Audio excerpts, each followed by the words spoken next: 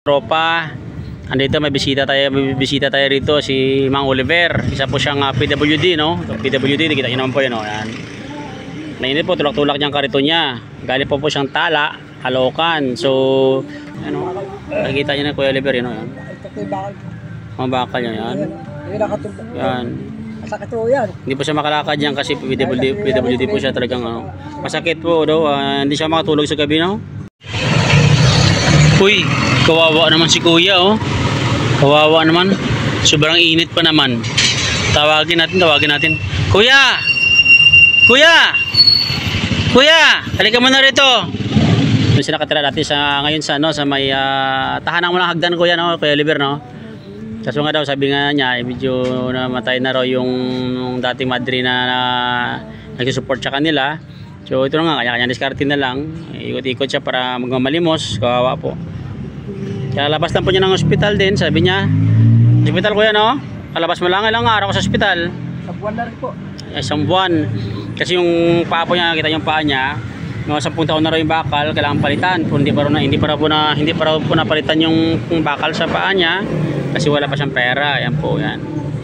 Dumaan dito, wala tayong pera na ano, pinto niya dahil sa araw-araw na sa palaran siya magmamalimos, wheelchair siya. May time na nasagi siya ng motor, single. Sayang ang kamay niya ito na damage na injury. Mabingi yung kamay niya. Na bigay sa kanya dahil mahirap din tayo. So sabi ko, kumain na lang po siya ng Paris Mami dito. Yan, nilibre ko siya ng Paris Mami na lang. Yan ang makayanan natin, eh. Yung hanggang ano yung makaya kainin, hindi kumain na lang siya. Yun. Baka po may magandang puso dyan na anghel na makatulong kay Kuya Oliver. Yan po, yan. Kaya kulong sa kanya. Yan, baka gusto nyo baka matulungan nyo siya kahit paano, kahit kunting halaga. Yan po. Hindi naman tayo mayamang vlogger tulad ng iba. Diba? Yung kayanan natin is yung ito lang talaga makayanan natin. Single parent din po tayo. Ano? Nakikita nyo na Kuya Oliver, yun, yan. Mga bakal nyo, yan.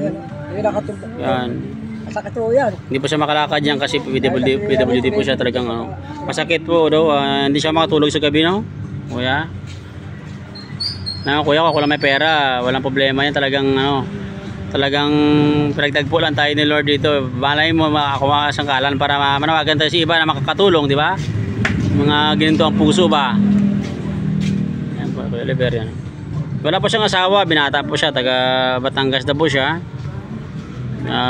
Dito siya nakatira sa Tala. Sa tahanang walang hagdan, Kuya, no? Tahanang walang hagdan. Ano mo? Mainit na panahon ngayon. Kita mo na may kapansanan. Nagtutulak-tulak ng kariton niya. Wala pa siyang kasama. Kumain pa siya ng mami. Naklagyan mo sa bato, nak? Kuya Oliver. Hindi, Kuya, kain ka ng kain dyan. Walang problema yan. Basta kung mayroon lang tayo dyan, yan, makaya na natin. Sige lang, pagsaluhan natin yan. Si Lord, di man natutulog, eh. Malay mo, di ba? May magandang puso makakita sa'yo, maantig yung ano nila. At least nag-isikap ka, may ka ng tulong sa'yo ba? Kasi naman gumawa ka ng masama, di ba? May mga taong kapwa natin may ginito ang puso, eh. Yan ang hamon ng buhay, eh. Laban ng Kuya, di ba? Oo. Anong pangalan mo, Kuya Oliver? Apelido mo po? Bidal po, Bidal. V as in Victory, Kuya? Oh, Bidal. V as in Victory, tapos I-O-E. V-E, tapos D-A-L, Bidal. Oliver Bidal po. Yan. Napadaanan po ito sa akin sa may mamihan ko po yan sa Parisan. Kitaon dito tayo. Si Kuya. Wala man tayo kung makakano mabot natin. Kung buka tayo lang milyonaryo at malakas kumita na vlogger, di ba? Ang pera maliit lang yan kung malaki din kinikita mo. Pero kung wala ka, yung mga bagay na kaya mo lang, huwag mo na ipilit. Kung anong kaya mo, ibigay natin, makakatulong, malaking bagay na yun. Kanin mo? Ha? Okay na lang po. Kain ka ng kain dyan, walang problema yan. Wala po.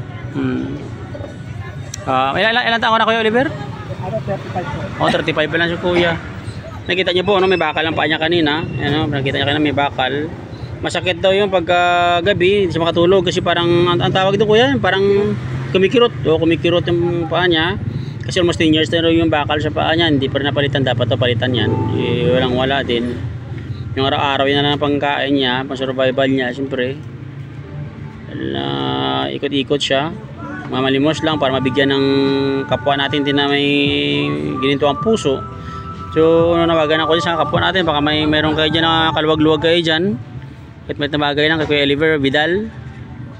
Kunin ko po yung contact number niya, yung contact niya para kung sakali man na po natin. Isama ko po dito sa may post ko sa wall para kayo na po bahala kung sakali magtumulong sa kanya. Pero sa tahanan walang hagdan ka Kuya, no? Sa tala, no? Kung mayroon naman sakali, wala problema. Kung mayroong magmamantig na maging puso, madali na lang yan. Oliver Vidal po pangalan niya. Kita nyo naman po yan. Sa init-init pa lang na panahon tayo nga, ibang tao nga dyan na kapwa natin na buo, malakas na atake, sobrang init na heat stroke. Si Kuya pa kaya may PWD yan, may kapansanan, no? Lumalaban sa hamon ng buhay kahit sobrang init para lang mabuhay.